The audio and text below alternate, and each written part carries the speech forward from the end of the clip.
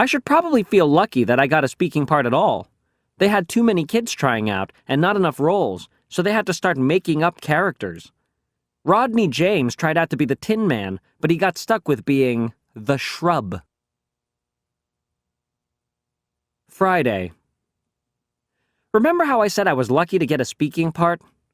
Well, today, I found out I only have one line in the whole play. I say it when Dorothy picks an apple off my branch. I say, ouch. That means I have to go to a 2-hour practice every day just so I can say one stupid word. I'm starting to think Rodney James got a better deal as the Shrub. He found a way to sneak a video game into his costume, and I'll bet that really makes the time go by. So now I'm trying to think of ways to get Mrs. Norton to kick me out of the play. But when you only have one word to say, it's really hard to mess up your lines. December. Thursday. The play is only a couple of days away, and I have no idea how we're going to pull this thing off. First of all, nobody has bothered to learn their lines, and that's all Mrs. Norton's fault. During rehearsal, Mrs. Norton whispers everyone's lines to them from the side of the stage. I wonder how it's going to go next Tuesday when Mrs. Norton is sitting at her piano 30 feet away. Another thing that's screwing everything up is that Mrs. Norton keeps adding new scenes and new characters. Yesterday, she brought in this first grader to play Dorothy's dog, Toto. But today, the kid's mom came in and said she wanted her child to walk around on 2 legs because crawling around on all 4s would be too degrading. So now we've got a dog that's going to be walking around on its hind legs for the whole show. But the worst change is that Mrs. Norton actually wrote a song that us trees have to sing. She said everyone deserves a chance to sing in the play. So today we spent an hour learning the worst song that's ever been written. It's called We Three Trees. Thank God Roderick won't be in the audience to see me humiliate myself. Mrs. Norton said the play is going to be a semi-formal occasion, and I know there's no way Roderick is going to wear a tie for a middle school play. But today wasn't all bad. Toward the end of practice, Archie Kelly tripped over Rodney James and chipped his tooth because he couldn't stick his arms out to break his fall. So the good news is, they're letting us trees carve out armholes for the performance. Tuesday. Tonight was the big school production of The Wizard of Oz. The first sign that things were not going to go well happened before the play even started. I was peeking through the curtain to check out how many people showed up to see the play, and guess who was standing right up front? My brother Roderick, wearing a clip-on tie. He must have found out I was singing, and he couldn't resist the chance to see me embarrass myself. The play was supposed to start at 8 o'clock, but it got delayed because Rodney James had stage fright. You'd figure that someone whose job it was to sit on the stage and do nothing could just suck it up for one performance. But Rodney wouldn't budge, and eventually, his mom had to carry him off. The play finally got started around 8:30. Nobody could remember their lines, just like I predicted, but Mrs. Norton kept things moving along with her piano. The kid who played Toto brought a stool and a pile of comic books onto the stage, and that totally ruined the whole dog effect. When it was time for the forest scene, me and the other trees hopped into our positions. The curtains rose, and when they did, I heard Manny's voice. "Bubby!" he cried. Great. I have been able to keep that nickname quiet for 5 years, and now all of a sudden, the whole town knew it. I could feel about 300 pairs of eyeballs pointed my way. So I did some quick ad-libbing, and I was able to deflect the embarrassment over to Archie Kelly by loudly stating, "I think you dropped an apple, Bubby." But the major embarrassment was still on the way. When I heard Mrs. Norton playing the first few bars of We Three Trees, I felt my stomach jump. I looked out at the audience, and I noticed Roderick was holding a video camera. I knew that if I sang the song and Roderick recorded it, he would keep the tape forever and use it to humiliate me for the rest of my life. I didn't know what to do, so when the time came to start singing, I just kept my mouth shut. The other 2 trees sang, We 3 trees from yonder glen. For a few seconds there, things went okay. I figured that if I didn't technically sing the song, then Roderick wouldn't have anything to hold over my head. But after a few seconds, the other trees noticed I wasn't singing. I guess they must have thought I knew something that they didn't, so they stopped singing too. Do spy a maiden fair and sweet. Now the 3 of us were just standing there, not saying a word.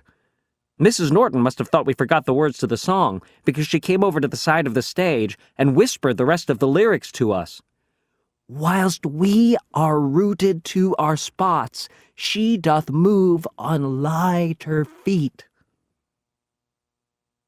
The song is only about 3 minutes long, but to me it felt like an hour and a half.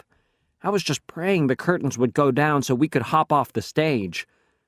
That's when I noticed Patty Farrell standing in the wings, and if looks could kill, us trees would be dead.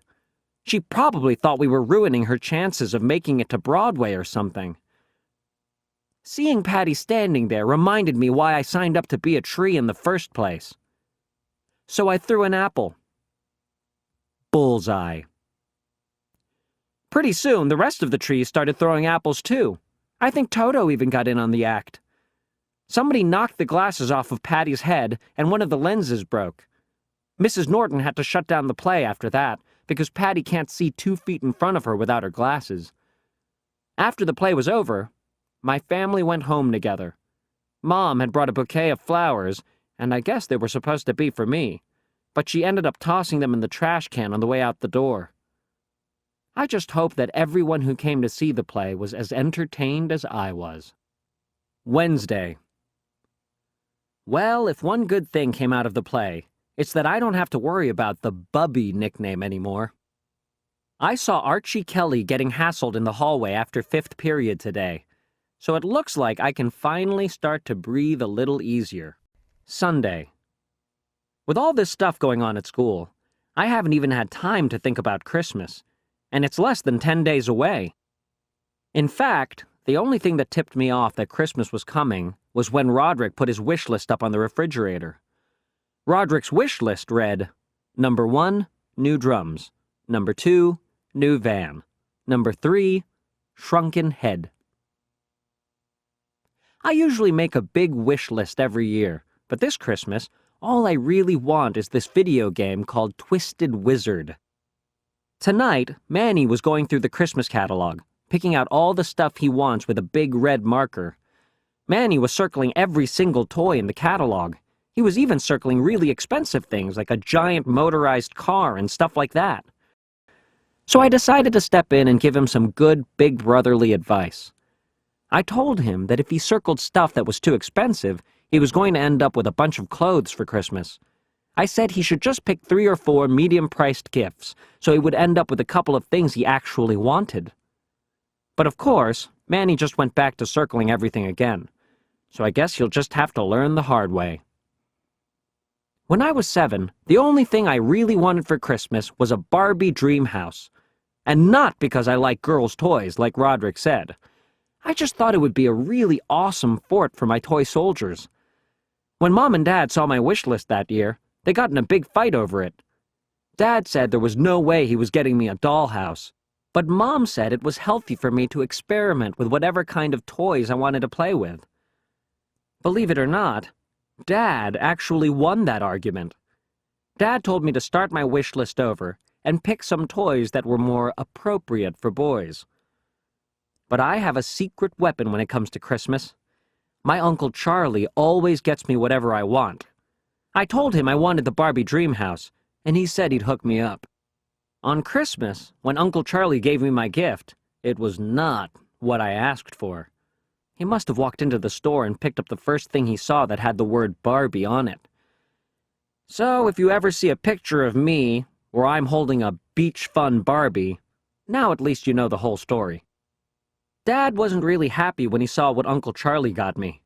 He told me to either throw it out or give it away to charity. But I kept it anyway. And okay, I admit, maybe I took it out and played with it once or twice. That's how I ended up in the emergency room 2 weeks later with a pink Barbie shoe stuck up my nose. And believe me, Roderick has never let me hear the end of that. Thursday. Tonight, me and Mom went out to get a gift for the giving tree at church. The giving tree is basically a secret Santa kind of thing, where you get a gift for someone who is needy. Mom picked out a red wool sweater for our giving tree guy. I tried to talk Mom into getting something a lot cooler, like a TV or a slushie machine or something like that. Because imagine if all you got on Christmas was a wool sweater. I'm sure our giving tree guy will throw his sweater in the trash, along with the 10 cans of yams we sent his way during the Thanksgiving food drive. Christmas. When I woke up this morning and went downstairs, there were about 1 million gifts under the Christmas tree. But when I started digging around, there were hardly any gifts with my name on them.